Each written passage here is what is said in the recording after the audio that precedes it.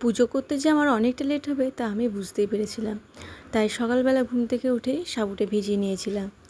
পুজো করে অনেকটা বেলা হয়ে গেছে, প্রায় 12টা বেজে গেছে, 12টা থেকে 12:30। অল্প করে একটু সাবু মাখা খেয়ে নিই, একদমই অল্প করে। আর দুপুরবেলায় তখন দেখব 3টে 3:30 দিকে একটু খিচুড়ি খেয়ে নেব সাবুর। বিশেষ কিছু ফল নেব না, একটু কলা নিয়েছি, একটু শসা নিয়েছি, অল্প একটু আপেল নিয়েছি, আর নিয়েছি 2 পিস মতন খেজুর।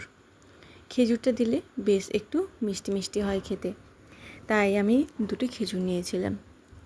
আর 2-4টা ছোলা, সাথে আমার আমন্ডও ছিল, সেই আমন্ড দুটোও আমি বেশ ভালো করে কুচিয়ে নিয়েছি। সাবুটা জল ঝরিয়ে নিয়েছিলাম, আর কালকের দুধটা বেশ একটু গাঢ় করে ফুটিয়ে নিয়েছি। সেই দুধটা নিয়েছি, কেটে রাখা ফলগুলো নিয়েছি, আর নিয়েছি এখানে 2 চামচ মতো পাউডার দুধ।